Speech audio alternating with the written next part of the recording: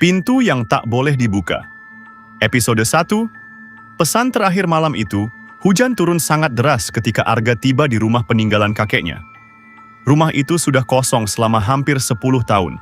Sebelum meninggal, kakeknya hanya meninggalkan satu pesan kepada Arga.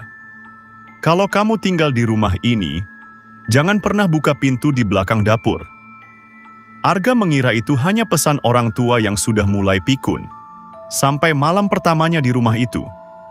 Sekitar pukul 11 malam, Arga sedang merapikan barang-barangnya ketika terdengar suara tok, tok, tok. Suara ketukan. Arga berhenti. Ia melihat ke arah pintu kamar. Tidak ada siapa-siapa. Beberapa detik kemudian, tok, tok, tok. Kali ini suaranya terdengar lebih jelas. Bukan dari pintu kamar, suara itu berasal dari arah belakang dapur. Arga teringat pesan kakeknya. Ia mengambil senter dan berjalan perlahan menuju dapur. Rumah itu begitu sunyi. Ketika cahaya senter diarahkan ke belakang dapur, Arga melihat sebuah pintu kayu tua. Pintu itu terlihat berbeda dari pintu-pintu lainnya. Ada rantai besar yang melilit gagangnya. Dan tepat di atas pintu, terdapat tulisan yang hampir tidak terlihat karena tertutup debu. Jangan pernah dibuka. Arga menelan ludah.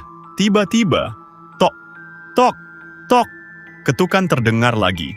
Kali ini, dari balik pintu, Arga mundur selangkah. Lalu terdengar suara pelan, seperti seseorang sedang berbisik. Arga! Tubuh Arga langsung merinding. Ia mengenal suara itu. Itu suara kakeknya. Padahal, kakeknya sudah meninggal 3 bulan lalu. Arga langsung berlari kembali ke kamarnya dan mengunci pintu. Ia mencoba meyakinkan dirinya bahwa semua itu hanya suara dari luar rumah. Namun beberapa menit kemudian, ponselnya berbunyi. Satu pesan masuk. Nomornya tidak dikenal. Isinya hanya satu kalimat. Kakekmu tidak pernah menyuruhmu menjauhi pintu itu tanpa alasan. Arga menatap layar ponselnya. Lalu, dari arah dapur terdengar suara rantai yang perlahan bergerak. Krek! Seolah-olah ada seseorang dari dalam yang sedang mencoba membuka pintu. Bersambung. Episode 2. Suara dari balik pintu malam itu, setelah kejadian di kamar belakang, Raka masih belum bisa tidur.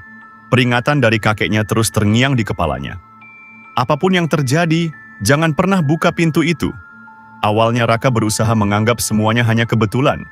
Suara langkah kaki mungkin hanya suara rumah tua yang berderit. Ketukan di pintu mungkin hanya ranting pohon yang terkena angin.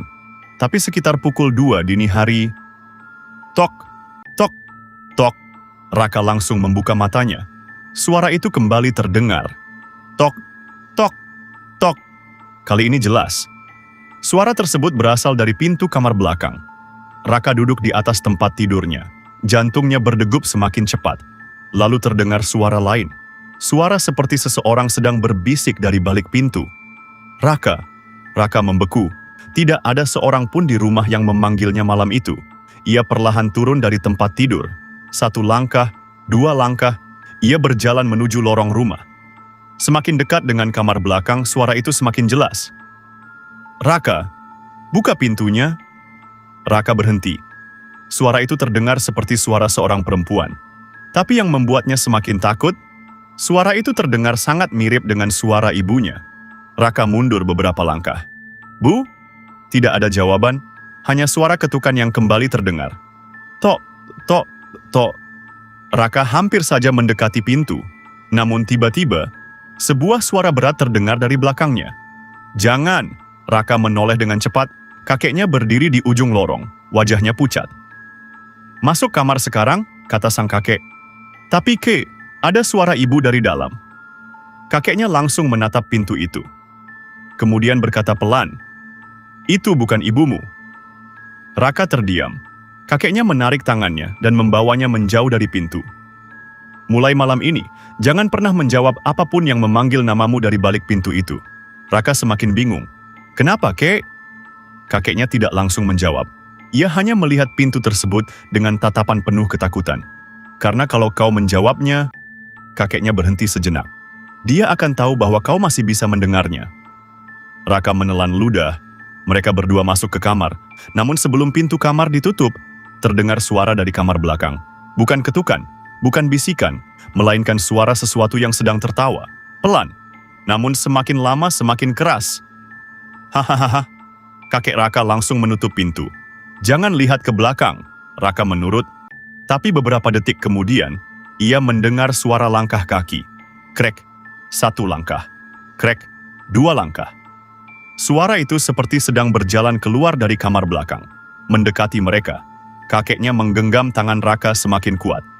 Jangan menoleh, langkah itu berhenti tepat di depan pintu kamar mereka. Sunyi. Beberapa detik kemudian, terdengar suara seorang perempuan. Raka menutup mulutnya. Aku tahu kamu di dalam.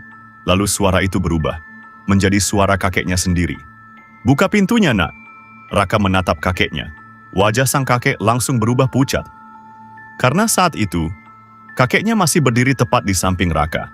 Dan suara dari balik pintu kembali berkata, Raka, buka pintunya. Kakeknya berbisik, jangan percaya suara apapun yang kau dengar malam ini. Tiba-tiba, brak, pintu kamar mereka digedor dari luar. Raka terkejut, kakeknya tetap diam. Lalu terdengar 3 ketukan pelan, tok, tok, tok. Setelah itu, semuanya kembali sunyi. Pagi harinya, Raka memberanikan diri keluar kamar.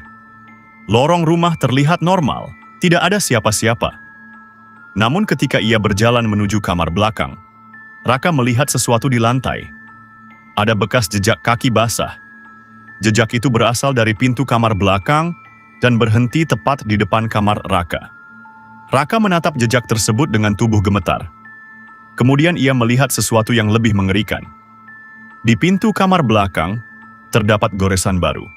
Seperti seseorang menulis menggunakan kuku, hanya ada 1 kalimat. Aku sudah tahu namamu. Raka mundur perlahan, dan dari balik pintu, terdengar suara ketukan lagi. Tok, tok, tok. Kali ini, ketukannya terdengar dari dalam. Bersambung ke episode 3